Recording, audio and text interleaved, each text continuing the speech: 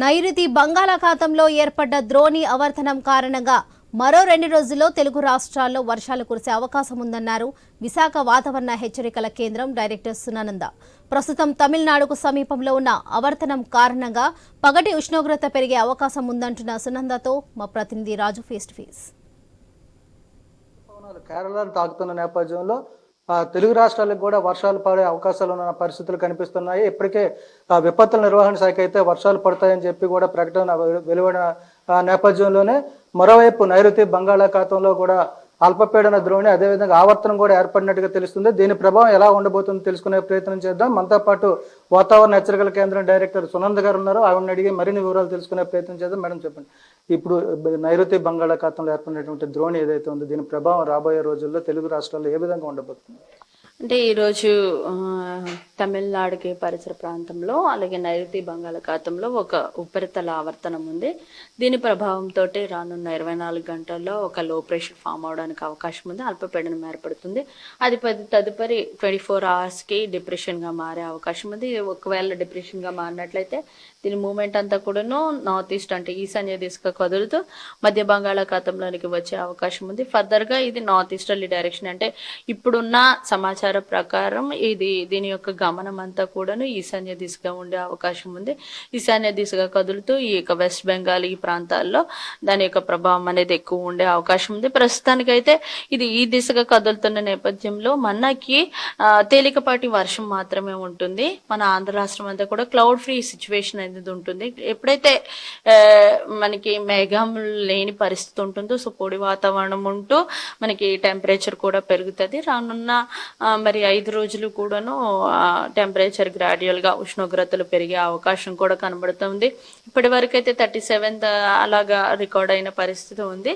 అయితే ఈ రోజు నుంచి కూడా కొంచెం టెంపరేచర్ మరి కాస్త పెరగడానికి అవకాశాలు ఉన్నాయి. అలాగే కొన్ని ప్రాంతాల్లో 40 ఈవెన్ మనకి ఇక్కడ కేరళలో ఉన్నటువంటి మరొక సర్క్యులేషన్ కారణం చేత ఈరోజు అనంతపూర్లో కొంచెం తక్కువ ఉంటుంది. బట్ ఏమైనా ఇక్కడ కూడా కొంచెం టెంపరేచర్స్ ఎక్కువ ఉంటాయి. మొత్తం మీద రానున్న 5 రోజుల్లో కూడాను ఈ యొక్క లో ప్రెషర్ ఇటుగా కదులుతున్న నేపథ్యంలో మనకి కొంచెం వర్షాలు తక్కువ ఉంటాయి.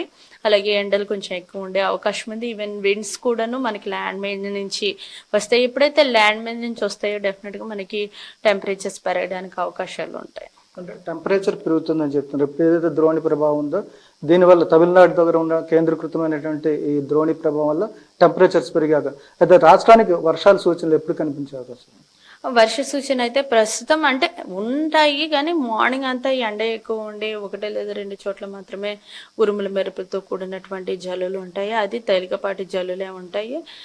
వన్స్ మనకి ఋతుపవనాల ఆగమనంతో మళ్ళీ మనకి వర్షాలు అనేవి ఉండే అవకాశం ఉంది. అంతవరకు తేలికపాటి వర్షాలు మరి ఈ యొక్క వేడి వాతావరణం వల్ల వచ్చే క్లౌడ్ డెవలప్ అవడము ఆ విధంగా ఉరుముల మెరుపులతో కూడినటువంటి జల్లులు ఉండడం అనేది ఉండే అవకాశం ఉంది. అంటే ఏ స్థాయిలో ఉండొచ్చు? అంటే ఇప్పుడు ప్రస్తుతం కేరళ దగ్గర ఉన్నటువంటి ఋతుపవనాలు ఏవైతే ఉన్నాయో మనకి తెలుగు రాష్ట్రాలకు రావడానికి ఎంత సమయం పడుతుంది? ఒకవేళ వస్తే వర్షాలు ఏ స్థాయిలో ఉండే అవకాశం? వన్స్ ఋతుపవనాలు కనుక వస్తే మనకి గుడ్ రెయిన్ఫాల్ ఉంటుంది. అలాగే ఈ సంవత్సరం మనకి మొత్తం నైరుతి ఋతుపవన కాలం అంతా కూడాను వెరీ గుడ్ రెయిన్ఫాల్ ఉంటుందని ఇప్పటికే హెచ్చరికలు జారీ చేయడం జరిగింది. అయితే ఇప్పుడు ఇంకా ఈ కేరళని తాకుతూ వచ్చినవి శ్రీలంకను తాగుతూ వచ్చినాయి. ఇంకా ఫర్దర్గా ఈ ప్రాంతాన్ని అంతని కవర్ చేసుకుంటూ తర్వాత కేరళకి సమీపించాలి. బట్ స్టిల్ ఇంకా యాక్టివ్గా అయితే ఉంది ప్రస్తుతం. ఇంకా రీచ్ అవ్వాల్సిన టైం ఉంది. టైంకి వన్స్ కేరళ కనుక రీచ్ అయినట్లయితే మన ఆంధ్ర రాష్ట్రానికి కూడా వారంలో వచ్చే అవకాశం ఉంటుంది. అంటే ఈ 2-3 రోజుల్లో అల్పపీడన ద్రోణి ఏర్పడే అవకాశాలు ఏమైనా ఉన్నాయా? దాని ప్రభావం ఏ విధంగా ఉండబోతుంది? ఇప్పుడు అల్పపీడనం ఏర్పడి అల్పపీడనంగా కాస్త బలపడి వాయుగుండంగా మారుతుంది. ఆ వాయుగుండం వల్ల ఈ ప్రాంతం అంతా కూడాను ఈ కేంద్రీకృతమై ఉంటుంది వాయుగుండము. ఆ తర్వాత తదుపరి ఈ దిశగా కదిలే అవకాశం ఉంది. సో దీనివల్ల ఇంకా మనకి రెయిన్ఫాల్ సిచ్యువేషన్ మరి తక్కువే అని చెప్పుకోవాలి. Thank you.